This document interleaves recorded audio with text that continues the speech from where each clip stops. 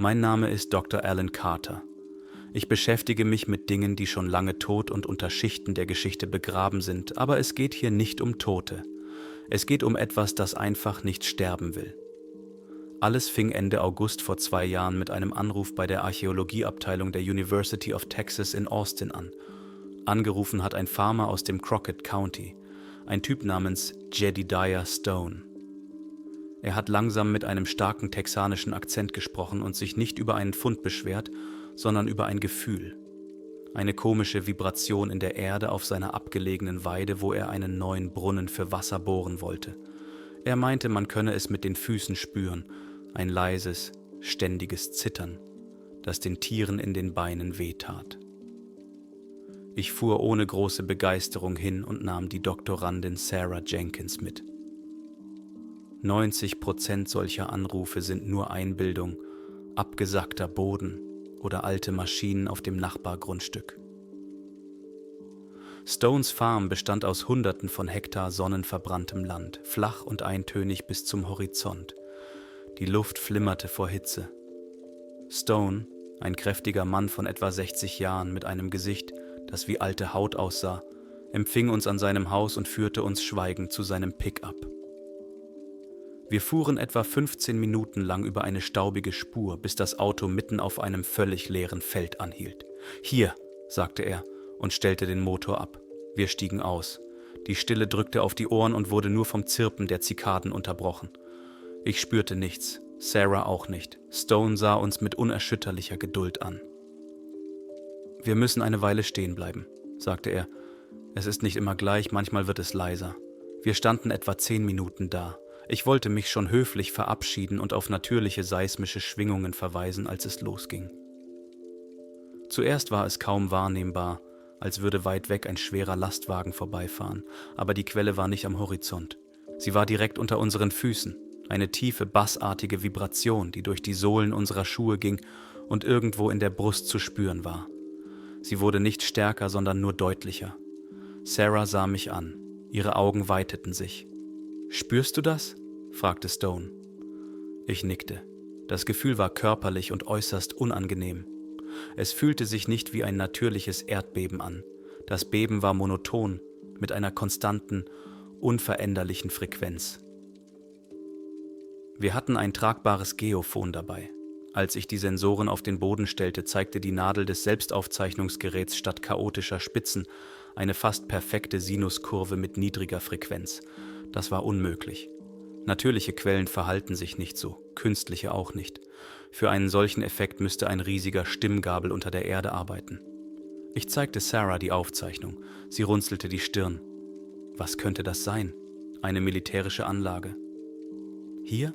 Auf einem Privatgrundstück mitten im Nirgendwo und ohne jegliche Markierung auf den Karten? Unwahrscheinlich, antwortete ich. Wir blieben mehrere Stunden dort und führten Messungen durch. Die Frequenz blieb unverändert, genau 12 Hertz. Die Tiefe der Quelle betrug nach vorläufigen Berechnungen zwischen 6 und 9 Metern. Jedediah Stone saß die ganze Zeit auf der Ladefläche seines Pickups und beobachtete schweigend. Als die Sonne unterging, sagte er, »Nachts wird es stärker, nicht lauter, eher dichter. Ich kann nicht schlafen, sogar mein Bett im Haus wackelt.« Zurück an der Uni zeigte ich die Daten unserem Fachbereichsleiter, Dr. Miles Warren. Er schaute lange auf die Ausdrucke vom Geophon und dann auf die Karten der Gegend. Er war durch und durch skeptisch, aber die Zahlen überzeugten ihn. Er stellte ein kleines Budget für Probebohrungen und eine Schürfgrube zur Verfügung. 3 Tage später kehrten wir mit einem kleinen Bohrer und ein paar Arbeitern auf Stones Farm zurück. Die Bohrung bis zu einer Tiefe von 5 Metern brachte nichts außer Proben von dichtem Lehm und Kalkstein. Die Vibrationen unter den Füßen waren ständig zu spüren. Die Arbeiter waren nervös und klagten über Kopfschmerzen. In 6 Metern Tiefe stieß der Bohrer auf etwas Hartes. Der Bohrmeister meinte, dass es kein Felsgestein sei. Der Bohrer konnte es nicht greifen, er rutschte einfach ab. Wir beschlossen, weiter zu graben. Die Ausgrabungen dauerten 4 Tage. Die Hitze war echt anstrengend. Wir arbeiteten in Schichten von frühmorgens bis mittags. Der Schweiß lief uns in die Augen. Die Erde war hart wie Stein.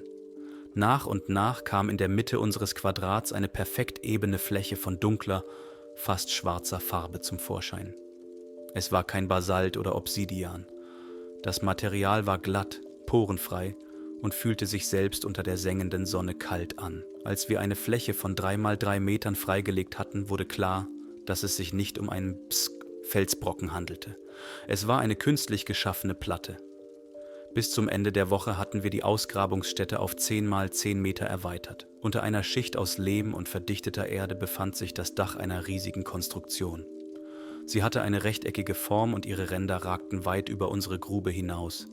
Die Oberfläche bestand aus massiven, riesigen Blöcken aus schwarzem Stein, die so präzise aufeinander abgestimmt waren, dass man nicht einmal eine Messerklinge dazwischen schieben konnte.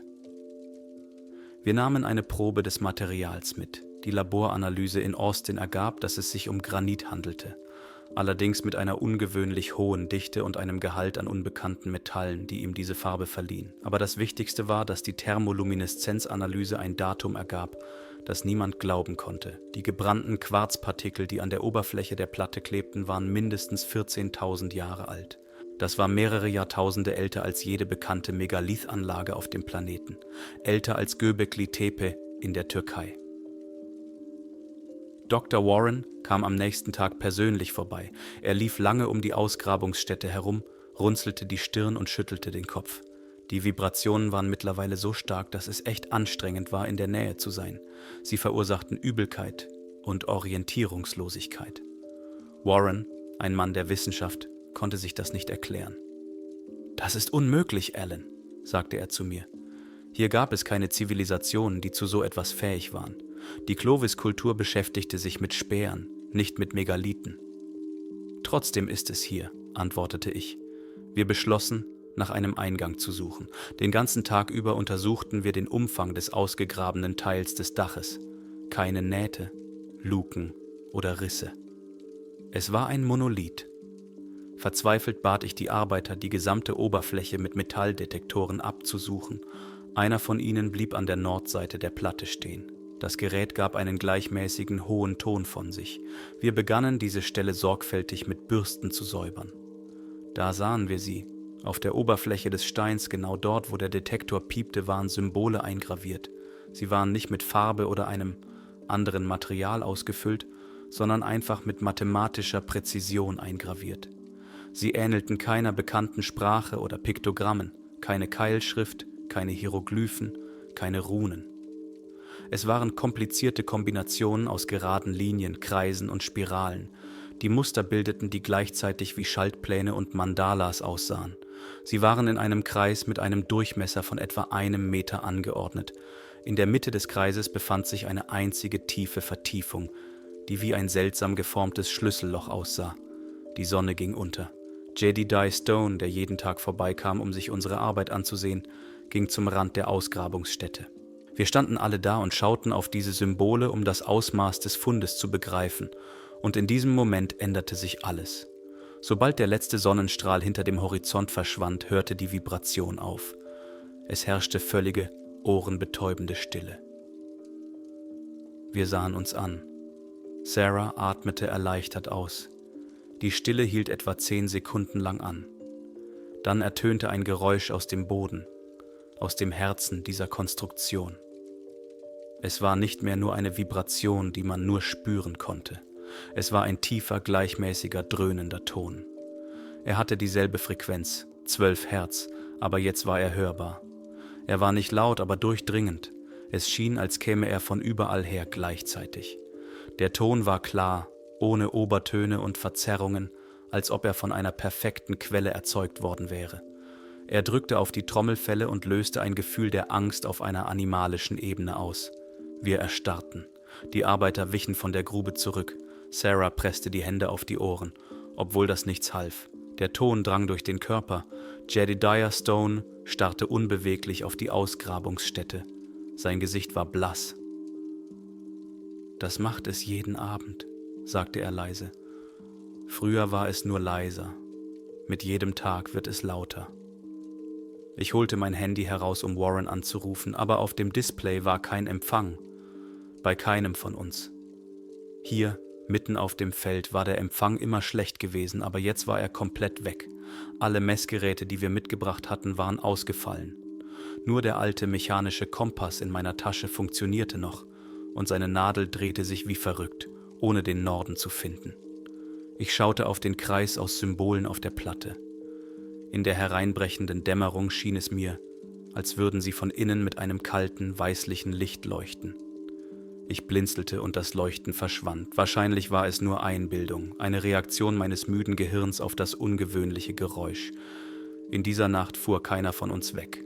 Wir blieben in Stones Haus, aber wir konnten nicht schlafen. Das Summen hörte keine Sekunde lang auf. Es drang durch die Wände und den Boden und schien in unseren Knochen zu vibrieren. Wir saßen am Küchentisch und tranken schweigend Kaffee. Niemand hatte Lust zu reden. Alle Worte gingen in diesem alles verschlingenden, monotonen Brummen unter.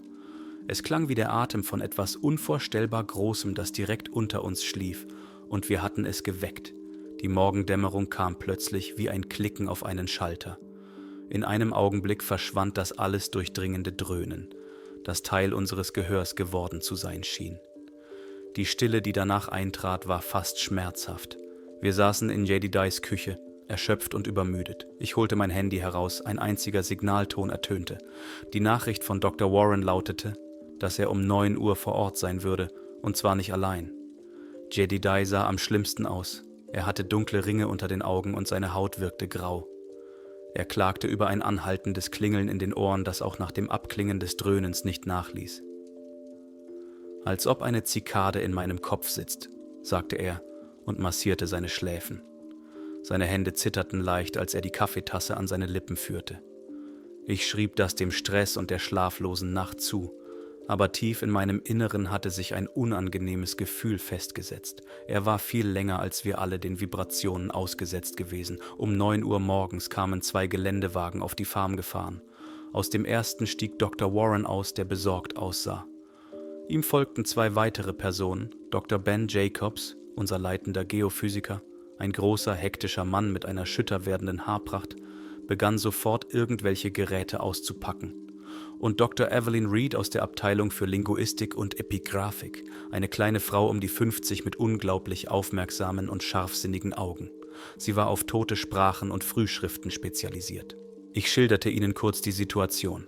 Alter, Material, das Brummen, das genau bei Sonnenuntergang auftaucht und bei Sonnenaufgang wieder verschwindet. Jacobs hörte zu, nickte und rollte schon die Kabel seines Georadars aus. Evelyn Reed sagte kein Wort, aber ihr Blick war auf die Ausgrabungsstätte geheftet. Sie ging an den Rand der Grube und blieb stehen.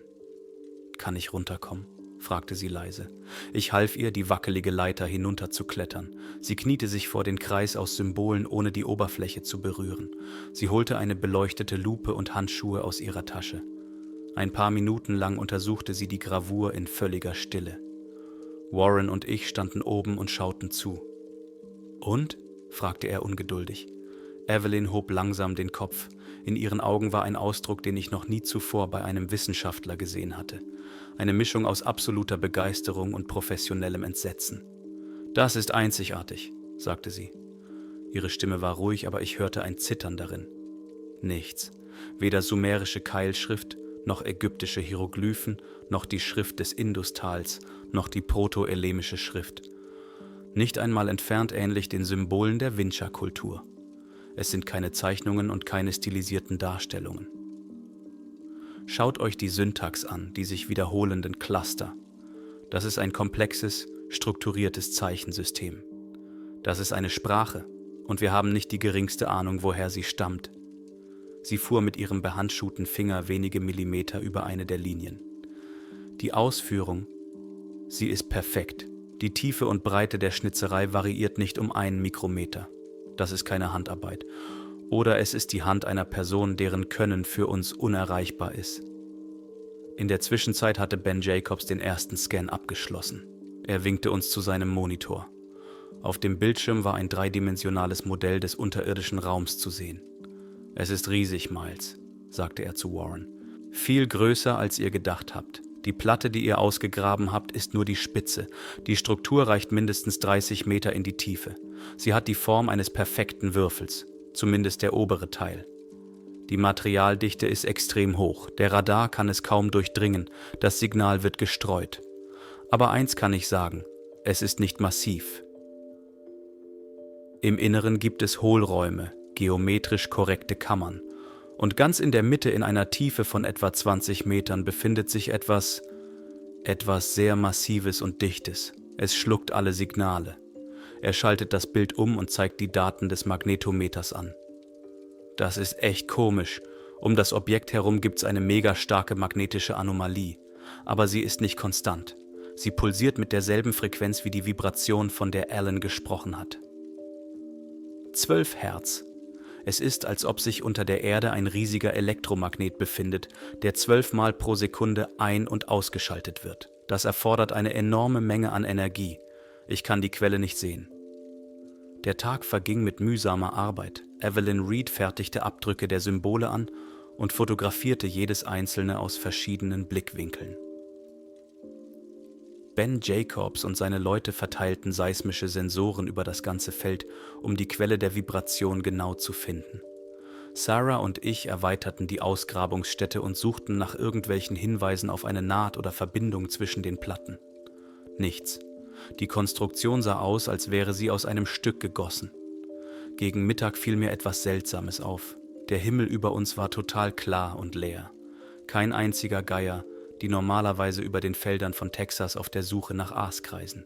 Kein einziger Vogel. Ich machte Sarah darauf aufmerksam. Das ist mir auch aufgefallen, sagte sie. Schon seit heute Morgen. Es ist still. Sogar die Insekten sind weniger geworden. Jedediah Stone kam nicht mehr zu uns.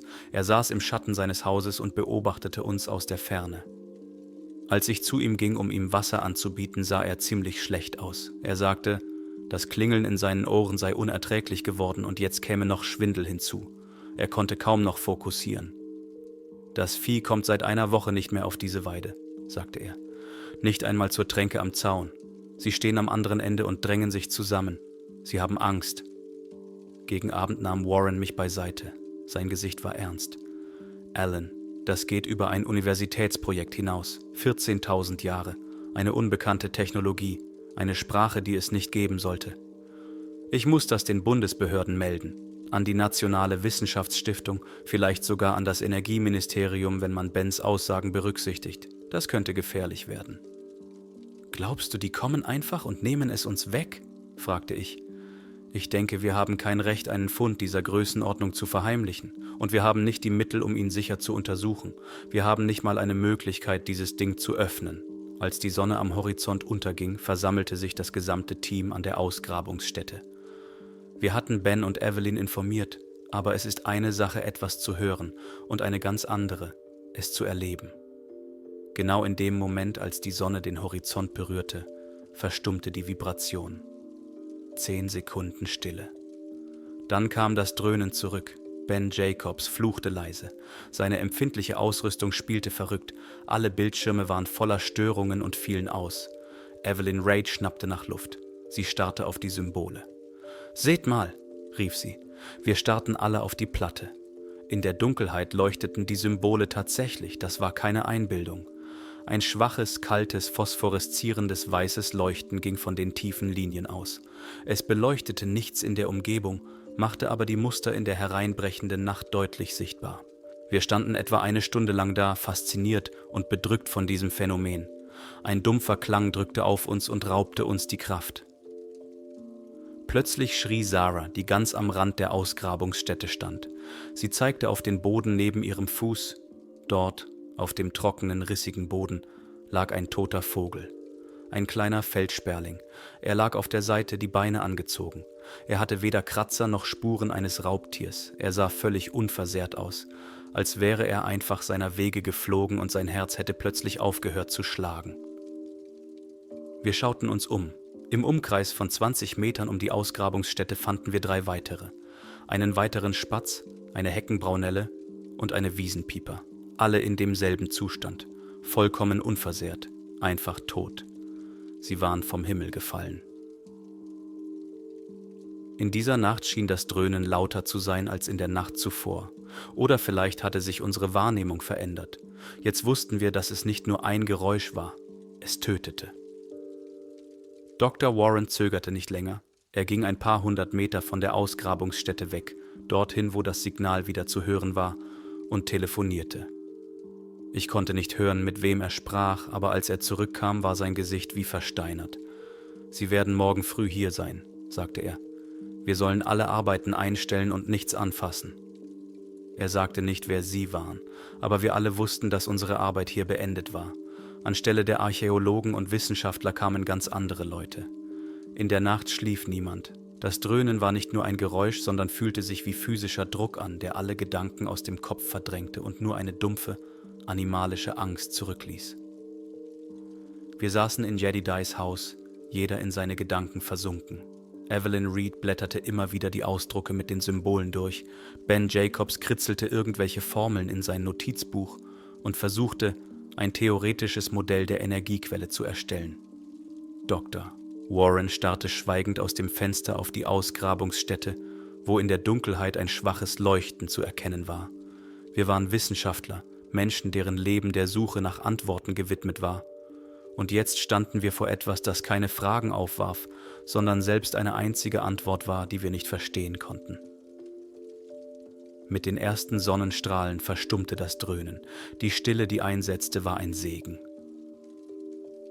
Wir traten auf die Veranda und blinzelten in das grelle Licht. Die Luft war still. Die toten Vögel von gestern lagen immer noch auf dem Boden und neue waren dazugekommen. Über Nacht war ihre Zahl gestiegen. Wir zählten mehr als 20 Kadaver in unmittelbarer Nähe der Ausgrabungsstätte. Keine Insekten, keine Spuren von Aasfressern. Sie lagen einfach da, unberührt. Gegen 7 Uhr morgens tauchten Autos auf. 3 schwarze Geländewagen ohne Kennzeichen bogen von der Autobahn ab, wirbelten Staubwolken auf und fuhren in einer Spur zur Farm. Sie hielten 50 Meter vom Haus entfernt an. 6 Personen stiegen aus, 5 Männer und eine Frau. Sie trugen keine Militäruniformen. Sie trugen praktische Cargohosen, Hemden und leichte Jacken. Ihre Gesichter waren ruhig und konzentriert. Sie bewegten sich koordiniert wie ein Team, das schon lange zusammenarbeitet. Einer von ihnen, ein Mann um die 45 in einem strengen grauen Anzug, der in diesem Staub und dieser Hitze fehl am Platz wirkte, löste sich von der Gruppe und kam auf uns zu. Er lächelte nicht. »Dr. Warren?« fragte er. Seine Stimme war leise und ohne jede Betonung. »Ja«, antwortete Miles und ging auf ihn zu. »Ich bin derjenige, mit dem Sie gestern telefoniert haben. Wir übernehmen die Zuständigkeit für das Objekt. Ich bitte Sie und Ihr Team, alle Daten, Aufzeichnungen und Proben zusammenzustellen und uns zu übergeben. Danach können Sie gehen.« Er stellte sich nicht vor. Er zeigte keine Ausweise, bis Warren danach fragte. Dann reichte er ihm wortlos eine Mappe. Miles las die Papiere ein paar Minuten lang und sein Gesicht wurde immer düsterer. Es war ein Haftbefehl, der von einem Bundesrichter unterschrieben war und sich auf Artikel über nationale Sicherheit und strategische Ressourcen bezog. Er gab ihnen das Recht, in diesem Gebiet alles zu tun, was sie wollten, und hob die Eigentumsrechte von Jedediah Stone und die Zuständigkeit unserer Universität auf. Die Übergabe dauerte weniger als eine Stunde. Sie nahmen uns alles weg. Laptops, USB-Sticks mit Georadar-Daten, Gesteinsproben, Abdrücke der Symbole, die Evelyn gemacht hatte, alle Notizbücher und Beobachtungsjournale. Sie arbeiteten methodisch und schnell und verpackten alles in spezielle Behälter. Sie stellten keine Fragen zu unseren Schlussfolgerungen oder Theorien. Sie wollten nur die Rohdaten. Während der Übergabe baute ihr Team schon die Ausrüstung rund um die Ausgrabungsstätte auf. Die war um einiges besser als unsere. Die tragbaren Sensoren, die sie am Rand aufstellten, sahen aus wie aus dem Militär. Sie sperrten die ganze Ausgrabungsstätte mit einem Band ab, auf dem nichts stand.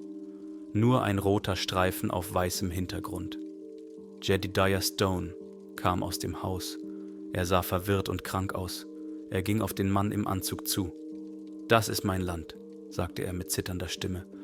»Was geht hier vor sich?« Der Mann im Anzug sah ihn ausdruckslos an. »Mr. Stone, zu Ihrer eigenen Sicherheit bitten wir Sie, Ihr Haus nicht zu verlassen. Sie werden mit Lebensmitteln und allem Notwendigen versorgt. Über Ihren weiteren Aufenthalt hier wird noch gesprochen. Vorerst befinden Sie sich in Quarantäne.« »Quarantäne? Ich bin in meinem eigenen Haus«, empörte sich Jedediah. Ihr Haus ist vorübergehend Teil einer Sperrzone. Das steht nicht zur Diskussion, sagte der Mann im Anzug und drehte sich ab, um klarzumachen, dass das Gespräch beendet war. Wir wurden alle am Küchentisch in Stones Haus versammelt. Vor jedem von uns wurden ein Stapel Papiere und ein Stift gelegt. Es handelte sich um eine Geheimhaltungsvereinbarung. 20 Seiten juristischer Text, der im Wesentlichen auf eines hinauslief.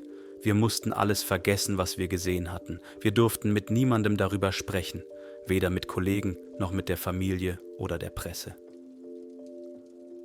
Die Strafe für einen Verstoß war nicht nur eine Geldstrafe, sondern eine Gefängnisstrafe wegen Landesverrats. Das ist das übliche Verfahren, sagte der Typ im Anzug ganz cool, während wir lasen. Der Staat dankt Ihnen für Ihre Arbeit. Damit ist Ihre Teilnahme an dem Projekt beendet. Das zu unterschreiben war echt erniedrigend. Es war ein Verzicht auf die vielleicht größte Entdeckung in der Geschichte der Menschheit. Aber wir hatten keine Wahl. Ben Jacobs versuchte zu widersprechen und sprach von wissenschaftlicher Pflicht, aber der Mann im Anzug unterbrach ihn mit einem Blick. Ihre wissenschaftliche Pflicht ist es jetzt zu schweigen, sagte er. Ich war der Letzte, der vor der Abreise mit Jedidiah sprach. Er saß auf der Veranda und starrte ins Leere. Ich fragte ihn, wie er sich fühle. »Schlecht, Doc?« antwortete er, ohne den Kopf zu drehen. »Das Klingeln in meinem linken Ohr ist weg. Jetzt höre ich einfach nichts mehr, gar nichts. Und im rechten Ohr klingelt es so, dass mir der Kopf brummt.« Seine Hände, die auf seinen Knien lagen, zuckten wieder in einem leichten Krampf. Er schien das nicht einmal zu bemerken. Wir fuhren unter Bewachung eines ihrer Geländewagen los, der uns bis zur Autobahn folgte. Als ich mich umdrehte, sah ich, wie schwere Maschinen zur Farm fuhren. Große Armeelastwagen und eine mobile Bohranlage, die viel leistungsfähiger war als unsere. Wir fuhren nicht sofort nach Austin. Wir nahmen uns ein Zimmer in einem Motel in der nächsten Stadt, Ozone. Tunk, niemand wollte reden. Wir konnten einfach nicht so schnell wieder in den normalen Alltag zurück. Am Abend saß ich vor meinem Laptop und schaute mir die lokalen Nachrichten an. Auf der Website der Bezirkszeitung erschien ein kleiner Artikel. Die Naturschutzbehörde untersucht den Massensterben von Singvögeln im Bezirk Crockett. Vorläufige Vermutungen sind ein Ausbruch von Avirusa oder eine Vergiftung durch neue Pestizide. Den Einheimischen wird empfohlen, sich nicht in der Nähe der Stone Farm aufzuhalten. Sie haben schnell gearbeitet und eine glaubwürdige Tarnung aufgezogen. Wir blieben noch 2 Tage in Ozone.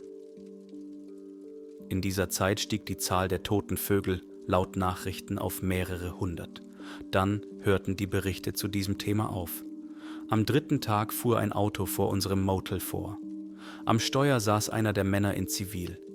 Er gab uns die Empfehlung seines Chefs, sofort nach Austin zurückzukehren und unsere normalen Aktivitäten wieder aufzunehmen.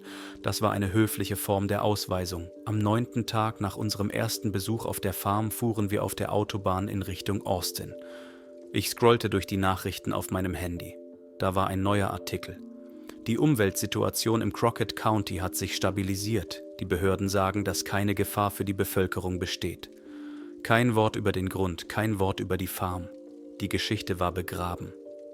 Ich schaltete mein Handy aus. Wir, die Pioniere, waren aus der Geschichte gestrichen worden. Man hatte uns einfach ausgelöscht. Ich schaute aus dem Fenster auf die vorbeirauschende, verbrannte Landschaft von Texas. Irgendwo dort, hinter dem Horizont, umzingelten Raupenfahrzeuge und Kräne gerade den schwarzen Kubus, der aus der Tiefe der Zeit gekommen war. Ich wusste nicht, was sie damit vorhatten. Es untersuchen, versuchen, es zu öffnen oder komplett wegbringen. Aber eines wusste ich: Das Dröhnen, das wir hörten, war nicht nur ein Geräusch. Es war ein Countdown. Und wir wussten nicht, was passieren würde, wenn er abgelaufen war.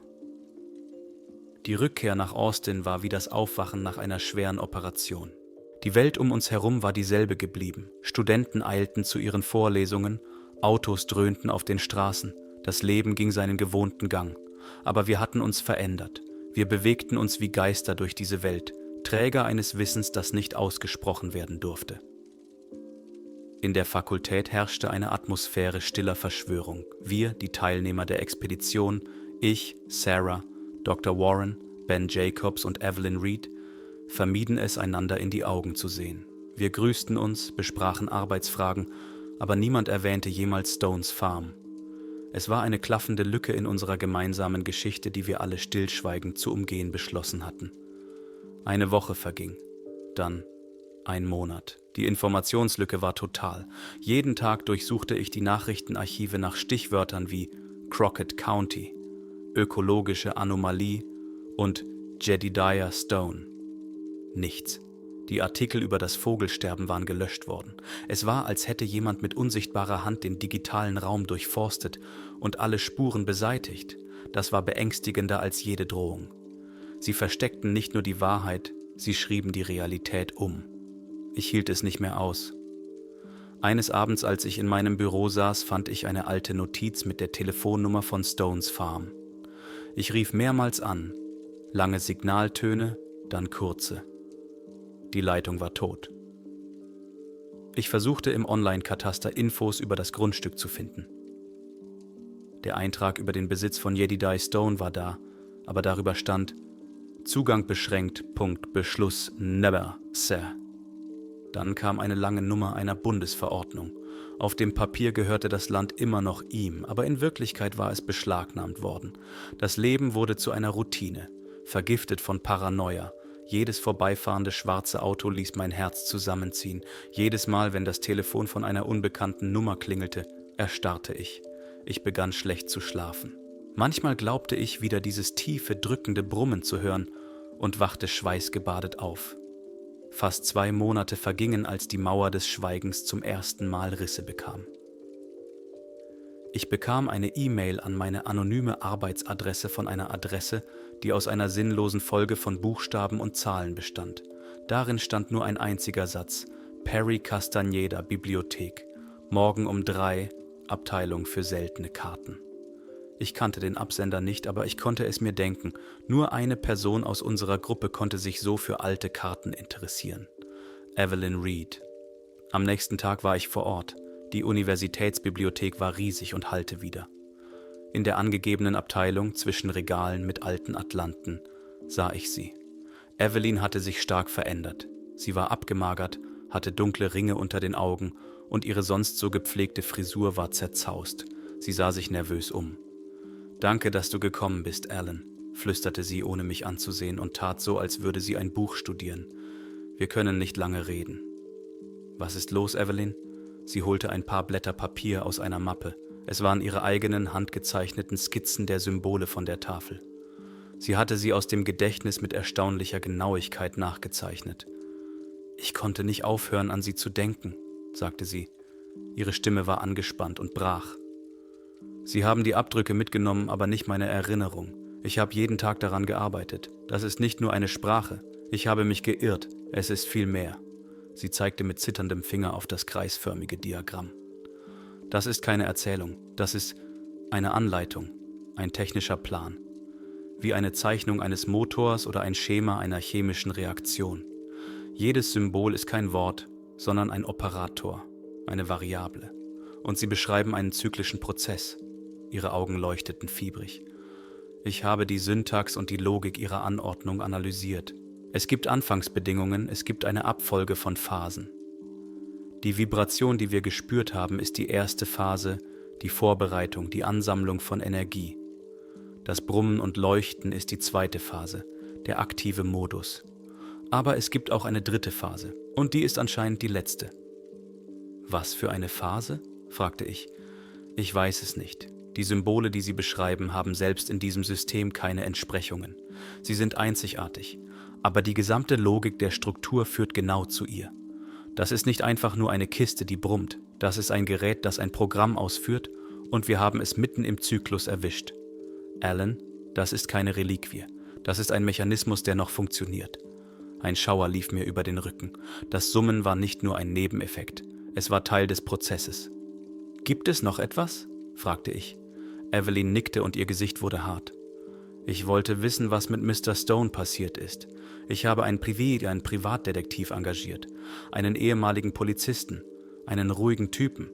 Er hat seine entfernte Nichte in San Antonio gefunden.« Sie machte eine Pause, um sich zu sammeln. »Jedediah wurde einen Monat nach unserer Abreise von der Farm weggebracht, aber nicht in ein Krankenhaus. Er wurde in das Walter Reed National Military Medical Center in Maryland gebracht. Seiner Nichte wurde gesagt, er habe eine seltene Form von schnell fortschreitender Demenz mit ungewöhnlichen neurologischen Symptomen. Er ist komplett taub. ständige epileptische Anfälle. Er erkennt niemanden mehr und spricht nicht. Er wird in einem isolierten Flügel unter ständiger Beobachtung gehalten. Er ist der erste Mensch, dessen langfristige Interaktion mit dem Objekt dokumentiert wurde. Mir wurde übel. Wir haben ihn dort gelassen. Wir haben zugelassen, dass sie ihn mitgenommen und zu einem Versuchstier gemacht haben. Und das ist noch nicht alles, fuhr Evelyn fort. Ihr Flüstern war fast unhörbar. Der Detective hat mit Leuten aus der Gegend um Crockett gesprochen. Vor etwa einem Monat gab es dort eine große nächtliche Operation. Alle Straßen, die zur Farm führten, waren mehrere Meilen weit vom Militär abgesperrt. Die Leute aus der Gegend haben eine Kolonne riesiger, tiefer Transportfahrzeuge gesehen, wie sie zum Transport von Raketen oder Panzern verwendet werden. Sie fuhren in Richtung Farm und verschwanden am Morgen. Eine Woche später wurde die Absperrung aufgehoben. Sie sah mir direkt in die Augen. Er ist dorthin gefahren. Der Detective. Die Ausgrabungsstätte ist nicht mehr da. An ihrer Stelle befindet sich eine riesige Betonplatte, die sich über mehrere Hektar erstreckt. Sie haben ihn ausgegraben, Alan. Sie haben den ganzen Würfel mitgenommen. Ich schwieg und versuchte, das Ausmaß des Geschehens zu begreifen.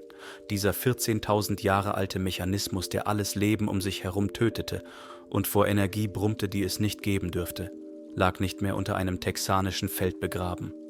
Er war auf Lastwagen verladen und weggebracht worden. Wohin? War die einzige Frage, die ich stellen konnte. Niemand weiß es, antwortete Evelyn und begann schnell ihre Papiere zusammenzusuchen. Nach Nevada, nach Utah, in irgendeinen unterirdischen Bunker in den Appalachen. Jetzt kann es überall sein. In der Nähe einer Stadt, in der Nähe eines Stausees, in der Nähe einer Militärbasis. Sie denken, sie haben ihn unter Kontrolle. Aber sie haben keine Ahnung, was sie da gefunden haben. Sie haben eine Zeitbombe in ihr Haus gebracht, ohne zu wissen, wann sie hochgeht. Sie ging und ließ mich allein zwischen den staubigen Karten toter Imperien zurück. Ihre letzten Worte hallten in meinem Kopf wieder. Wir hatten nicht einfach nur ein uraltes Artefakt gefunden, wir hatten es in die moderne Welt entlassen.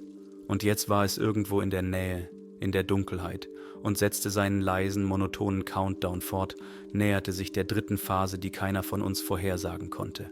1 Jahr ist vergangen, Zeit ist echt komisch. Sie heilt keine Wunden, wie man so sagt. Sie legt nur dickes, unempfindliches Narbengewebe darüber. Ich unterrichtete weiter. Ich hielt Vorlesungen über die Kultur der Clovis und die Keramik der Mogollon-Indianer, und die Worte kamen mir leer und sinnlos vor. Wie konnte man über Steinspitzen reden, wenn man wusste, dass zur gleichen Zeit, als sie hergestellt wurden, ein schwarzer Würfel unter der Erde lag, der mit Technologien gebaut wurde, die unserer um Jahrtausende voraus waren. Meine Leidenschaft für die Vergangenheit war erloschen. An ihre Stelle trat eine stille, zermürbende Apathie. Das Team löste sich auf. Dr. Warren ging vorzeitig in den Ruhestand und gab gesundheitliche Probleme als Grund an. Ben Jacobs wechselte an eine andere Universität in Alaska, so weit weg wie möglich von all dem. Sarah Jenkins, meine talentierte Doktorandin, verließ einfach die akademische Welt. Sie sagte mir, dass sie nach dem, was wir gefunden hatten, Knochen und Scherben nicht mehr ernst nehmen könne. Ich habe nicht versucht, sie davon abzubringen. Evelyn Reed verschwand. Sie kündigte ihren Job an der Universität wenige Monate nach unserem Gespräch in der Bibliothek und niemand wusste, wohin sie gegangen war. Wir wurden einander fremd, verbunden nicht durch ein gemeinsames Geheimnis, sondern durch die gemeinsame Schande des Schweigens. Ich hatte mich fast daran gewöhnt, mit einem ständigen Gefühl der Angst, mit Albträumen, in denen ich wieder das Dröhnen hörte. Ich hatte mich fast davon überzeugt, dass die das Objekt mitgenommen hatten, es geschafft hatten, dass es sicher irgendwo tief im Inneren des Berges versteckt war und die Welt in Sicherheit war, dass es irgendwo tief in den Bergen sicher versteckt war und die Welt in Sicherheit war. Und dann, 1 Jahr und 3 Monate nach den Ereignissen auf der Farm, sah ich die erste Nachricht. Sie war unbedeutend und ging in der Flut anderer Ereignisse unter. Neurologen sind besorgt über den Ausbruch atypischer Migränefälle in der Gegend von Lincoln, Nevada. Die kleine Stadt Rachel und ihre Umgebung. Im letzten Monat wurden Dutzende Fälle gemeldet. Die Symptome: starke Kopfschmerzen, Gleichgewichtsstörungen, Tinnitus, ein Klingeln in den Ohren. Ich erstarrte. Lincoln County, Nevada. In der Nähe der Area 51 und des Nevada Test and Training Range. Der perfekte Ort, um etwas zu verstecken, das niemand finden soll. 2 Wochen später erschien ein zweiter Bericht. Der US-Geologische Dienst registrierte seltsame seismische Anomalien in derselben Gegend. Keine Erdbeben. Ständige, niederfrequente Mikrobeben. 12 Hertz. Mir stockte der Atem. Sie hatten es nicht einfach versteckt, sie hatten es aktiviert und es leckte. Seine Wirkung war nicht mehr auf wenige Meter beschränkt. Sie breitete sich aus und vergiftete die Erde und die Menschen in der Umgebung. Die Symptome der Einwohner von Rachel waren eine exakte, aber abgeschwächte Kopie dessen, was mit Jedediah Stone passiert war. Ich musste Evelyn finden. Das war schwieriger, als ich gedacht hatte. Sie hatte keine Adresse hinterlassen. Ihre Bankkonten waren geschlossen. Sie war wie vom Erdboden verschwunden. Ich verbrachte 2 Wochen damit, alle meine Recherchefähigkeiten einzusetzen. Ich durchsuchte Abonnentenlisten von Fachzeitschriften, Bibliotheksarchive und suchte in Foren für Hobbylinguisten nach ihrem Namen. Schließlich fand ich eine Spur, eine Anfrage nach einem seltenen Buch über babylonische Astronomie in einer öffentlichen Bibliothek in Salt Lake City.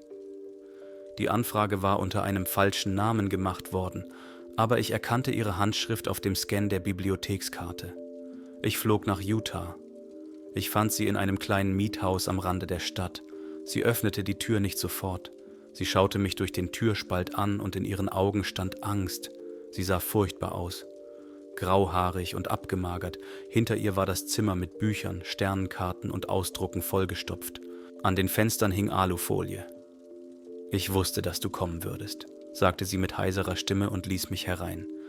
»Du hast auch die Nachrichten gesehen.« »Was ist los, Evelyn? Was machen Sie mit ihm?« Sie lächelte bitter. »Das Gleiche, was Menschen unserer Art immer tun, wenn sie einen Stock finden, der länger ist als der ihres Nachbarn. Sie haben versucht, ihn in eine Waffe zu verwandeln oder in eine Energiequelle. Sie dachten, es sei ein Perpetuum. Mobile. Sie haben angefangen, ihn anzubohren.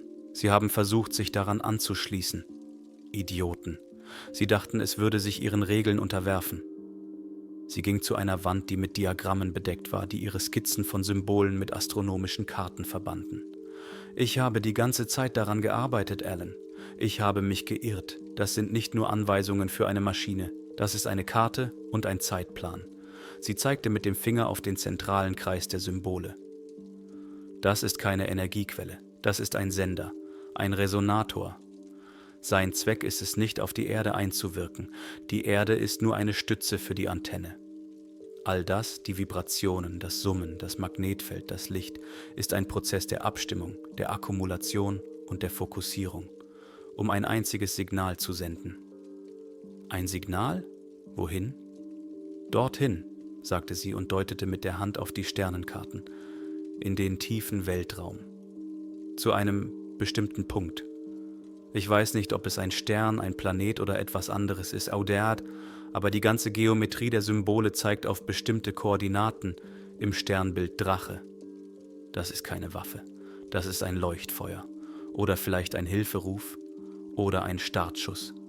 Und die neurologischen Schäden, der Tod der Vögel, das sind nur Nebenwirkungen, wie der Lärm und die Abgase eines riesigen Motors.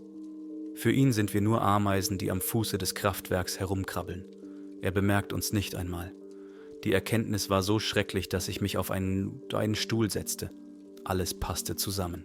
Ihre Versuche, ihn zu öffnen und zu untersuchen, hatten nur die Isolierung beschädigt und den Prozess beschleunigt. Sie hatten ihn nicht unter Kontrolle. Sie hatten ihn kaputt gemacht. »Sie werden doch verstehen, was los ist?« fragte ich hoffnungsvoll. »Sie werden aufhören.« Evelyn sah mich mitleidig an. »Zu spät. Der Prozess ist unumkehrbar. Sie haben ihn in Gang gesetzt, aber Sie haben keinen Schalter. Der Zyklus muss zu Ende gehen. Das haben Sie bereits verstanden. Vor 2 Wochen wurden die gesamte Zone 51 und das Testgelände komplett evakuiert. Das gesamte Personal. Das ist beispiellos. Sie wissen, dass etwas passieren muss, aber Sie sind machtlos.« Sie ging zu dem Kalender, der an der Wand hing. Mehrere Daten waren rot markiert. »Außerdem weiß ich, wann es passieren wird«, sagte sie leise. »Die gesamte Funktion des Geräts hängt von Gravitations- und elektromagnetischen Feldern ab. Es braucht ein genaues Gleichgewicht. Es nutzt die Planeten des Sonnensystems als Linsen, um das Signal zu fokussieren. Sein gesamtes Programm besteht darin, auf eine bestimmte Planetenkonstellation zu warten. Eine seltene Ausrichtung von Jupiter, Saturn und Erde in Bezug auf das Ziel im Sternbild Drache. Das sorgt für einen perfekten Gravitationskorridor für das Signal. Sie nahm den roten Stift und markierte ein weiteres Datum. Das wird in 17 Tagen passieren. Am 26. Oktober, um 3 Uhr, 14 Minuten nach Mitternacht pazifischer Zeit. Sie drehte sich zu mir um. In ihren Augen war keine Angst mehr zu sehen, nur noch die grenzenlose, ruhige Müdigkeit von jemandem, der ein Buch zu Ende gelesen hat und weiß, wie es ausgeht.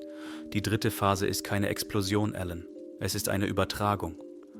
Wir wissen nicht, was in dieser Nachricht steht, und wir wissen nicht, wer sie hören wird. Aber in 17 Tagen wird die ganze Welt Zeuge sein, wie die Menschheit eine verschlossene Tür in ihrem Keller findet, sie aufbricht und eine Nummer wählt, die es nicht geben sollte. 17 Tage. Das ist nicht lang, wenn man auf Urlaub wartet, aber eine Ewigkeit, wenn man auf das Ende der Welt wartet, von dem niemand außer einem selbst weiß. Evelyn und ich haben nicht versucht, jemanden zu warnen. An wen hätten wir schreiben sollen? An die Zeitungen. Man hätte uns ausgelacht und am nächsten Tag wegen Verstoßes gegen die Geheimhaltungsvereinbarung verhaftet. Wir waren zwei Cassandras in einer Welt, die lieber blind bleiben wollte. Die letzten 2 Wochen des 20. Jahrhunderts waren wie ein surrealistisches Theaterstück. Die Regierung funktionierte einwandfrei. Der Ausbruch der Krankheit in Nevada wurde offiziell auf das Austreten von experimentellen Chemikalien aus einem Militärgelände zurückgeführt. Entschädigungszahlungen wurden geleistet. Die groß angelegte Evakuierung der Zone 51 wurde als geplante und größte Simulation einer nuklearen Bedrohung in der Geschichte erklärt. Jeden Tag traten Experten in den Nachrichten auf und versicherten mit einem Lächeln, dass alles unter Kontrolle sei. Sie versuchten verzweifelt, den Anschein von Ordnung aufrechtzuerhalten, obwohl sie wussten, dass die Grundfesten ihrer Welt kurz vor dem Einsturz standen. Evelyn und ich blieben nicht in Salt Lake City. Wir beschlossen, Zeugen zu werden. Es machte keinen Sinn, sich zu verstecken oder wegzulaufen. Wohin sollten wir fliehen? Wir stiegen in mein Auto und fuhren nach Süden, zurück nach Texas. Dort hatte unsere Reise begonnen und dort sollte sie auch enden. Unser Ziel war die McDonald-Sternwarte in den Davis Mountains, einer der dunkelsten Orte Nordamerikas, ideal, um die Sterne zu beobachten. Wir haben nicht versucht, auf das Gelände der Sternwarte zu gelangen. Wir fanden einen abgelegenen Hügel ein paar Meilen davon entfernt, von dem aus man einen tollen Blick auf den Himmel hatte. Die letzten 2 Tage verbrachten wir dort. Wir haben fast nicht geredet. Worte waren überflüssig. Wir hatten Wasser, Essen und 2 Schlafsäcke dabei. Wir saßen unter dem riesigen, gleichgültigen Himmel und warteten. Die Nacht zum 26. Oktober war kalt und kristallklar. Die Sterne leuchteten so hell, dass sie wie Glasscherben aussahen, die über schwarzen Samt verstreut waren. Die Milchstraße zog sich wie ein breiter, nebliger Fluss über den Himmel. Ich schaute auf das Sternbild Drache, das hoch im nördlichen Teil des Himmels stand. Gewöhnliche Sterne, ein gewöhnliches Sternbild, eines von 88. Wir saßen nebeneinander, in unsere Schlafsäcke gewickelt. Evelyn hielt eine mechanische Stoppuhr in den Händen. Die Elektronik hätte versagen können. 3 Uhr morgens, 3 Uhr 10 Minuten. Es war absolut still. Keine Grillen, keine nachtaktiven Tiere. Es war, als hätte die ganze Natur den Atem angehalten. 3 Uhr 13 Minuten. Und dann ging es los. Zuerst habe ich es gespürt, nicht gehört. Eine vertraute tiefe Vibration, die über den Boden ging. Aber diesmal war es anders. Sie kam nicht von einem Punkt. Es schien, als würde der ganze Planet vibrieren, ganz sanft wie die Saite einer riesigen Cello. 3 Stunden und 14 Minuten. Genau zur vereinbarten Zeit leuchtete im Westen, in Richtung Nevada, der Horizont auf. Aber es sah nicht wie eine Explosion aus. Hinter den Bergen stieg eine perfekt gerade vertikale Lichtsäule auf. Er war nicht blendend hell, sondern dicht, mattweiß, als wäre er aus einem festen Stoff gegossen. Er beleuchtete weder die Wolken, noch zerstreute er sich in der Atmosphäre. Er stieg einfach auf, durchdrang die Nacht, gerade und lautlos. Er war genau auf das Herz des Drachen gerichtet. Gleichzeitig wurde das Rumpeln, das vorher nur lokal zu hören war, global. Ich hörte es nicht mit meinen Ohren. Es hallte direkt in meinem Schädel, in meinen Knochen, in meiner Brust. 12 Hertz. Die Sprache, in der das Universum sprach. Alle elektrischen Laternen im Tal, die Lichter der fernen Sternwarte. Alle flackerten kurz auf und erloschen dann. Ich schaute auf den Kompass, der neben mir lag. Die Nadel drehte sich wie verrückt. Der Lichtpfahl stand still. Es gab keine Bewegung, keine Energie, wie wir sie kennen. Es war ein reines Signal. Informationen, die in Form von Licht gekleidet waren und mit einer Geschwindigkeit durch die Leere flogen, die wir nicht begreifen konnten. Ein Anruf durch die Abgründe von Zeit und Raum. Das ging 3 Minuten und 14 Sekunden lang so. Evelyn hielt die Zeit mit einer Stoppuhr fest. Dann, genauso plötzlich wie er begonnen hatte, verschwand der Lichtstrahl. Er erlosch einfach. Das Dröhnen in meinem Kopf hörte auf. Die Erschütterungen der Erde verstummten. Der Strom im Tal ging wieder an. Alles war wieder an seinem Platz. Die Stille wurde noch tiefer als zuvor. Der Himmel war derselbe wie zuvor. Die Sterne leuchteten genauso wie 5 Minuten zuvor. Nichts hatte sich verändert. Morgen würde die Sonne wieder aufgehen. Politiker würden Erklärungen zu diesem seltenen atmosphärischen Phänomen abgeben. Das Leben würde weitergehen. Wir schauten zum Himmel, zur Konstellation des Drachen. Evelyn nahm das Fernglas. Ihre Hände zitterten nicht. Sie schaute lange auf einen Punkt. »Alan«, sagte sie ganz leise.